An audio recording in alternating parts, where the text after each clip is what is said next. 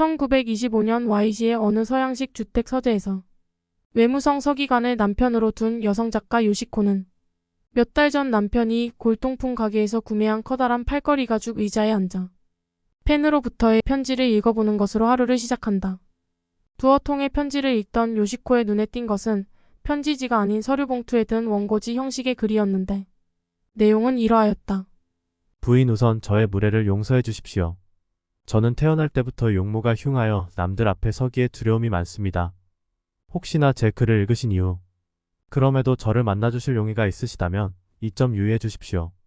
왜 이런 방식으로 부인께 연락하게 된 것인지 우선 제 사연을 이야기해 드리고 싶습니다.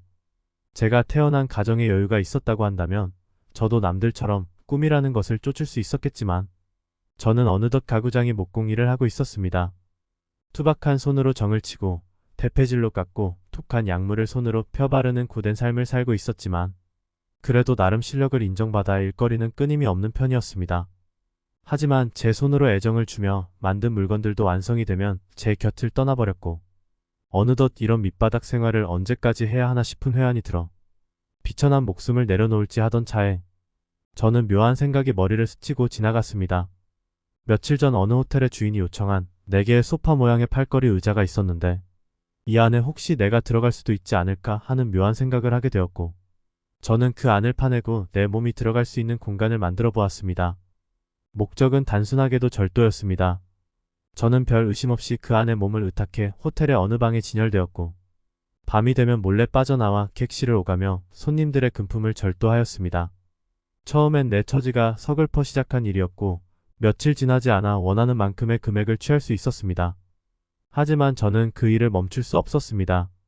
그건 제가 의자 안에 숨어 있으면서 겪은 기묘한 체험 때문이었습니다.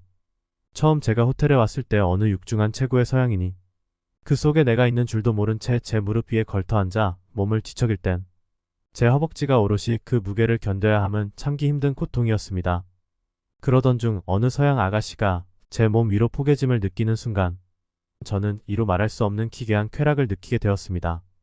저는 소파 안에 있었기에 그 서양 여성의 얼굴은 보지 못하였지만 그 여성의 체형과 음성 그리고 체취에 설명하기 힘든 흥분감을 느끼게 되었습니다. 그렇게 저는 다양한 여성들과 사랑에 빠졌습니다. 물론 저 혼자만의 사랑이었지요. 그녀들은 얇은 가죽 천 하나를 사이에 두고 제 몸에 자신의 몸을 기대어 어떨 때는 고양이처럼 어떨 때는 뱀처럼 저에게 파고들었습니다. 하지만 그런 저의 변태적인 비밀생활은 그리 오래가지 못했습니다. 호텔 주인은 무슨 연유인지 호텔을 매각하였고 새로운 주인은 그곳을 일본인들을 상대하는 여관으로 개조하였던 것이었지요. 내부 인테리어와 어울리지 않았던 제 수파는 이윽고 근처 골동품 가게로 넘어가게 되었고 저는 마침내 저의 이런 행위를 그만둬야 할 때인가 싶었습니다. 그런 중 Y시의 어느 고위 공무원이 제 팔걸이 의자를 구매했다는 소식을 듣게 되었죠. 그리고 그에게는 미모의 일본인 부인이 있다는 사실도 알게 되었습니다. 저는 그동안 그 호텔에서 많은 여성들을 몸으로 느껴왔으나 모두 서양인이었습니다. 저는 순간 일본인 여성은 어떨까 하는 호기심에 다시 한번 몰래 그 팔걸이 의자 안으로 몸을 숨기게 되었습니다. 맞습니다, 부인. 지금 당신이 앉아있는 그 의자가 바로 내가 만든 의자입니다. 저는 그동안 부인을 위해 의자가 되어 때로는 편하게 뉘어드렸고 때로는 저의 체온으로 당신을 품어왔습니다. 그러다가 저는 도저히 견딜 수 없는 지경이 되어버렸지요. 저는 부인과 눈을 마주치고 이야기를 하고 싶습니다.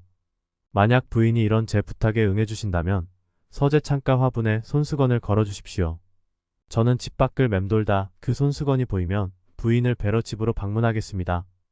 요시코는 그 편지를 받아들고 자신도 모르게 손이 벌벌 떨렸다. 응접실에 앉아 서재의 팔걸이 의자를 멍하니 바라보며 그동안 있었을 일에 정신을 집중하기 어려울 지경이었다. 그때 집안일을 도와주시는 아주머니가 요시코를 찾아와 말했다. 사모님 편지가 한 통 왔습니다. 요시코는 그 편지를 받아들고 찢듯이 열어보았다. 왜냐하면 편지지에 쓰여진 필체가 지금까지 읽었던 기괴한 사연의 서류 봉투 원고지와 같았기 때문이다. 거기에는 이렇게 쓰여 있었다. 요시코 작가님 죄송합니다.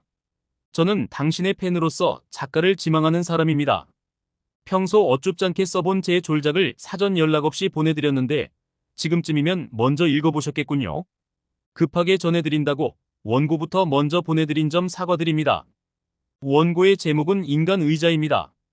제 글이 작가님에게 어떤 영감을 줄 수 있었는지 궁금합니다. 그럼 이만 총총